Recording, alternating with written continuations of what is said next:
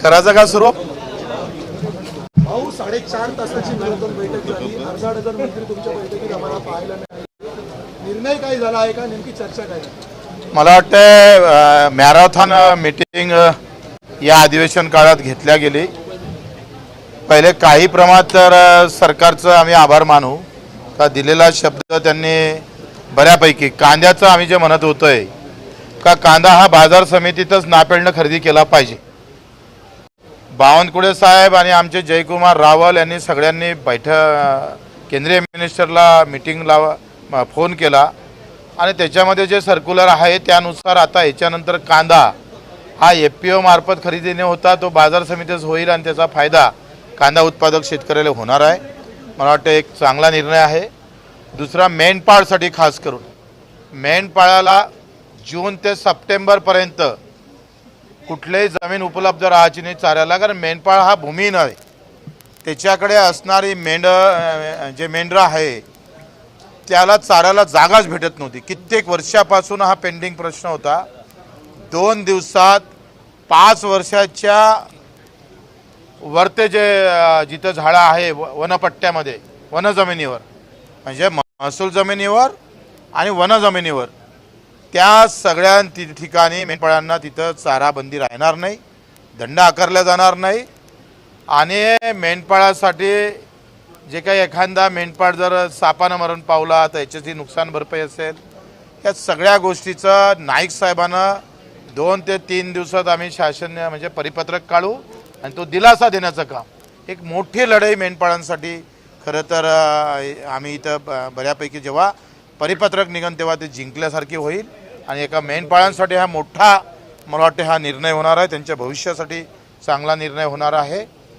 दुसरा आपण पाहतोय का त्यांनी कर्जमाफीची गोष्ट येत्या अधिवेशनच्या संपाच्या अगोदर समिती तयार करून त्या समितीमध्ये बाकीच्या बऱ्याच गोष्टी वन टाईम सेटलमेंट असेल अधिक काही गोष्टी असेल त्याची तारीख दिली नाही, तेवढं मात्र दुःख आहे. ते योग्य तारीखेसाठी आम्ही अजूनही ठाम आहोत. त्यांनी समिती या अधिवेशनाच्या आत जाहीर करणार म्हणून सांगितलं गेलं. अधिवेशन संपाच्या अगोदर दिव्यांगाचं मानधन म्हणजे तरतूद केलेली आहे 3,500 कोटीची. आता ते किती मानधन वाढवणार ते अधिवेशनाच्या आत ते मानधन वाढवण्याचा निर्णय होईल. अधिवेशनात तो निर्णय घेतला जाईल. ते सुद्धा आजच्या मीटिंगमध्ये सांगितलं गेलं आहे. दिव्यांगाच्या ज्या मुख्यमंत्र्याकडे जी आमची 2 तासाची बैठक झाली होती त्या बैठकीतले जे निर्णय मुख्यमंत्र्यांनी हाव म्हटलं होतं त्याच्यावर शासन निर्णय काढण्याचं सुद्धा अतुल सावेजी होते, त्यांनी सुद्धा ते सांगितलं. एकंदरीत आम्ही पाहतोय का मेंढपाळाचा विषय असेल तुमच्या पेरणी ते कापणीपर्यंत सगळ्यात क्रांतिकारी निर्णय जर हा झाला. ज्या मुख्य बावनकुळेजी आमचे रोजगार हमीचे मंत्री भरत गोगावलेजी त्यांनी जे सांगितलं आम्ही जे सांगितलं का महाराष्ट्र रोजगार हमी योजनेमध्ये देशातलं मार्गदर्शक महाराष्ट्र आहे. या देशालाच MREGS देण्याचं काम या महाराष्ट्रानं केलं. त्याचा एक अतिशय क्रांतिकारी पाऊल आम्ही म्हटलं त्यांना का नाही आहे ना तुमच्याजवळ पैसा तर एक सुरुवात करा. जो दिव्यांग शेतकरी आहे आणि जो एकल महिला म्हणजे विधवा शेतकरी आहे त्याला पेरणी ते कापणीपर्यंत ही योजना लागू करण्याचं काम येत्या कॅबिनेटमध्ये तो प्रस्ताव आणला जाईल. आणि हा जर प्रस्ताव आला किमान 2 घटकासाठी तरी आम्ही सांगतोय आमच्या 15 वर्षाच्या मागणीला एक दमदार सुरुवात झाल्याशिवाय राहणार नाही. आणि मग हे अतिशय चांगली गोष्ट होईल. आम्ही म्हटलं 3-5 म्हणजे संत्रा उत्पादक शेतकरी असेल, आंबा उत्पादक शेतकरी, द्राक्ष उत्पादक शेतकरी असेल, तुमचा काजू उत्पादक शेतकरी असेल, याला आता झाडं तोडायची अवस्था आली आहे. कारण आम्ही पाहतोय त्याची खर्च वाढत चालला. त्या प्रमाणात आम्ही पाहतोय नुकसान येणारा पाऊस असेल, अवकाळी पाऊस असेल त्याचं होणारं नुकसान त्याला सहन करण्याच्या बाहेर झालं. आणि म्हणून त्याला आपण म्हणतोय का त्याला 3+5 म्हणजे 3 आपण देतोच लागवडीसाठी, 5 हे MREGS मधून जर कव्हर झाला तर त्याचा उत्पादन खर्च कमी होईल. आम्ही जो काही लढतो आहे का हमी भाव तुमचेकडून देणं होत नसेल तर उत्पादन खर्च कमी करता आलं पाहिजे. हा जो आम्ही खरं तर जो काही आम्ही विषय घेतला आहे हा फार क्रांतिकारी विषय आहे. आणि तसाच तो गायीसाठी जसं जगामध्ये नेपाळ हे देश असा आहे का तो सेंद्रिय खताला सबसिडी देतो आणि जगामध्ये रासायनिक खताले सबसिडी देतात। आम्ही विषमुक्त एका इकडे शेती झाली पाहिजे असं म्हणायचं, कारण त्याचे परिणाम तुमच्यावर माझ्यावर सगळ्यावर होतं। भेसळयुक्त दुधाचा कायदा सुद्धा जमलंच तर याच अधिवेशनात आणला जाईल। जो केंद्राचा कायदा होता त्याच्यानंतर राज्याचा कायदा झाला नाही। आमच्या उपोषणामुळे या कायद्याचा प्रारूप तयार झालं आणि त्याच्यामध्ये काही दुरुस्त्या सुद्धा आम्ही सांगणार आहोत। आणि मग आज तो कायदा जर झाला तर आज जे आपण पाहतोय का राज्यात उत्पादन होणारा दुधाची क्षमता आणि मग भेसळयुक्त दूध त्याच्यातून मागणी आणि पुरवठा याच्यावर जो परिणाम होतो आणि त्याच्यामुळे दुधाचे भाव जे कमी होतं, हे दोन दुधारी तलवार है। एक तरफ भेसळयुक्त दूध नहीं मिलना चाहिए और दूसरी तरफ दूध के भाव भी बढ़ना चाहिए। आमच्या एका या कायद्यानं दुधाचे भाव वाढल्याशिवाय राहणार नाही। फक्त वाट पाहतोय ते सांगताय का या अधिवेशनात आणू, नाही तर मग आम्ही पाहतोय का पुढच्या अधिवेशनात किंवा त्याचा ॲडव्हान्स आणण्याचा प्रयत्न ते करणार आहे। हा एक निर्णय तिथे झालेला त्यांनी सांगितलं आहे। एकंदरीत आम्ही पाहतोय का फक्त कर्जमाफीची तारीख ती आम्हाला पाहिजे आहे, ते योग्य तारीख सीएम साहेबांना सांगितली पाहिजे। कर्ज कोणाला नेमकं माफ होते ते समिती ठरवणारच आहे। त्या समितीला आम्ही सुद्धा त्याच्यावर लक्ष घालून राहणार आहोत आणि बाकीच्या सगळ्या दिव्यांगाच्या अंत्योदय योजना असेल, बार्टी असेल, जे काय असेल 5% निधीच्या संदर्भातला असेल, ग्रामपंचायत कर्मचाऱ्याचं आणि मत्स्य व्यवसायाचं। आता मत्स्य व्यवसायाची स्वतंत्र बैठक आणि ते 11 मुद्दे होते, ते स्वतंत्र बैठक नितेशजी राणे यांनी घ्यायचं कबूल केलं। स्वतंत्र बैठक आमची दिव्यांग मंत्रालयासोबतही होईल आणि एक सहकार मंत्र्यासोबत होईल। सहकार मंत्र्याचं ऊसाच्या बाबतीत आम्ही स्वतंत्र, कारण आम्ही पाहतोय का जे रिकोरी काढल्या जातं त्याच्यात गफलत होते आणि काटेमारीमध्ये गफलत होते, ते होऊ नये। आणि बरेच कारखाने त्या ऊसाचे पैसे 2-2 वर्ष देत नाही, त्या संदर्भात स्वतंत्र बैठक होणार आहे। आणि मग एकंदरीत ग्रामपंचायत कर्मचारी जी अट लावली होती का एवढे वसुली असली तरच तुम्हाला पूर्ण पगार भेटणार, एक तर 14,000 आणि त्याच्यातही अट। आता या ग्रामपंचायत कर्मचाऱ्यामध्ये काही सफाई कामगार आहे, कर्मचारी आहे, काही नळ पाणी देणारे कर्मचारी आहे, मग त्याला कशी अट लावताय? जो ग्रामपंचायत कर्मचारी वसुली करतो त्याला ते अट लागू करावी आणि त्या अटीमध्ये काही बदल करावा, ते पण मान्य केलेलं आहे। आता या एकंदरीत निर्णयामध्ये दिव्यांगाचं 6,000 रुपयाचं मानधन, पेरणी ते कापणी, कारण हे निर्णय आता बैठकीत सगळं हाव म्हटलं पण कागदावर येईपर्यंत काही आमचं समाधान होत नाही। कागदावर आलं का मग मात्र आमचं समाधान होईल।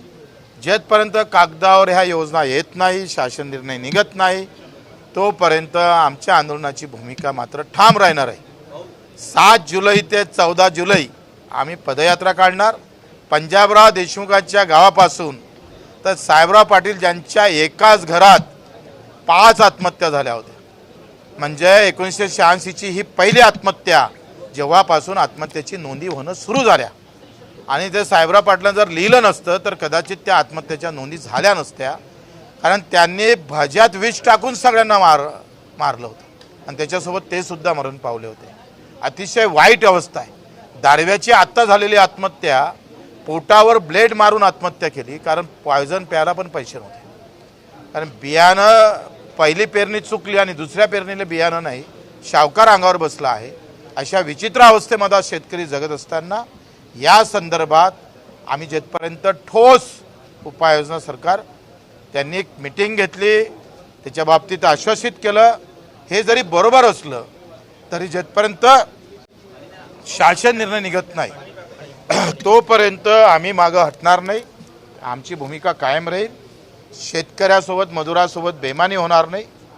बच्चू कडू मेला तरी बेहत्तर, पण बेमानी मात्र होणार नाही, हे मात्र या निमित्तातून सांगतो।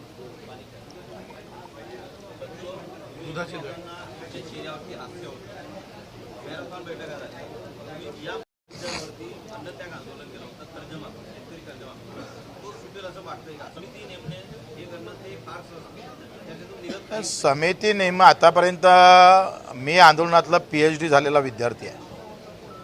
मी 182 शासन निर्णय काढले दिव्यांगांचे आणि 350 गुन्हे दाखल झालेले आहे। सरकारकडून कसे निर्णय करून घ्यायचं याच्यात बच्चू कडू माहीर आहे. त्याच्यानं आमचं आंदोलन थांबलेलं नाही, आमचं आंदोलन राहणार आहे. जब तक कर्जमाफी की घोषणा नाही तब तक हम हटेंगे नाही. कर्जमाफी सरसकट असणार आहे का काय त्याच्याबाबत काही आता सरसकट कर्जमाफी म्हणजे काय, तुम्ही कलेक्टरला कर्जमाफी द्यायची का, आमदाराला द्यायची का? ज्याचा प्लॉट, ज्याच्या शेतीवर येणे होत असेल आणि तो प्लॉट विकत असेल त्याला कर्जमाफी द्यायची आहे काय? तर या मताचं मी पण मान्य आहे का अशा लोकांना कर्जमाफी न देता ही कर्जमाफी गरिबापर्यंत, शेतकऱ्यापर्यंत जास्तीत जास्त सरसकट गरिबाची कर्जमाफी झाली पाहिजे. याच्याबद्दल आम्ही ठाम आहोत.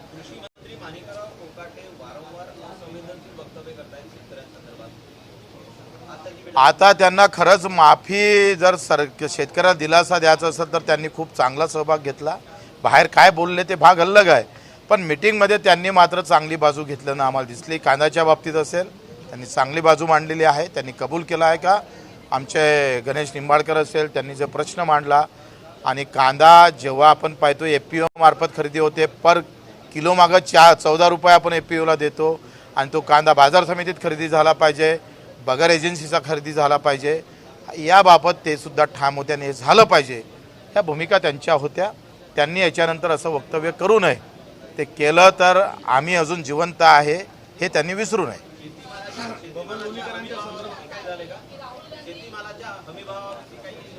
हमी भावाच्या म्हणजे एकूण शेतीमालाच्या एकूण हमी भावाच्या 20% अनुदान ते देणार होते. त्या संदर्भात सुद्धा त्यांनी आता कृषी मूल्य आयोग राज्याचा आहे, त्या संदर्भात त्यांची एक पूर्ण टिप्पणी येईल.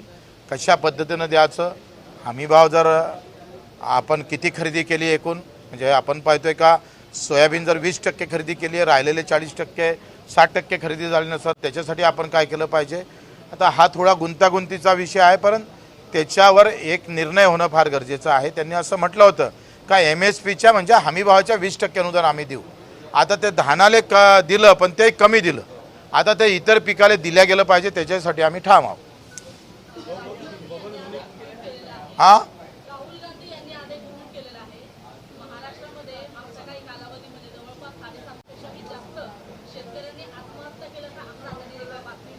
बाराशेच्या वर 6 महिन्यात राज्याकडे आलेली जी काही माहिती आहे ते हो, तर एकूण 6 महिन्याचा 1200पर्यंत आपण एकूण आत्महत्या झालेल्या आहे. आणि मला असं वाटतं का ही अत्यंत दुर्दैवी गोष्ट आहे. परवा एकादशी आहे, पांडुरंगाचा दिवस आहे आणि हा पांडुरंग या सरकारला पावला पाहिजे आणि शेतकऱ्याला पावला पाहिजे.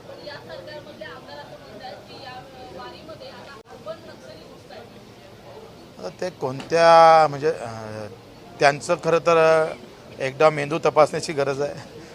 ते कोणत्या व्यासपीठावर राहून ते बोलतात आणि तुमचं सरकार असताना अर्बन नक्षलवादी घुमत असेल तर पुन्हा देवेंद्रजीलाच ते उत्तर द्यावं लागेल. पण त्याचं उत्तर देवेंद्रजीनं दिलं पाहिजे, कारण ते त्या खात्याचे गृहमंत्री आहे.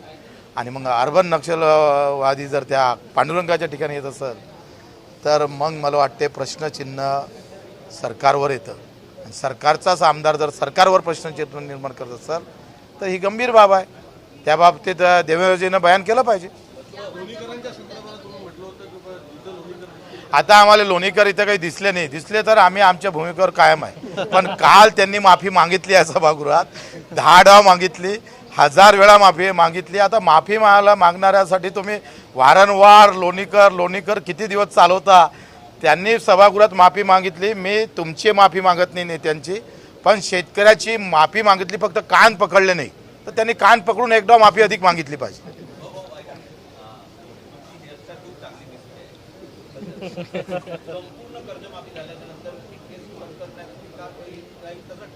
काय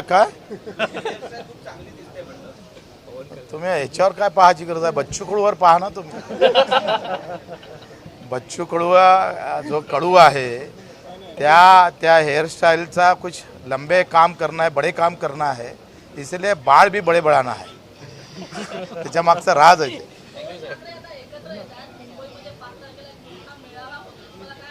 जसे 2 ठाकरे एकत्र येते तसे या महाराष्ट्रातले शेतकरी शेतमजूर एकत्र आले पाहिजे.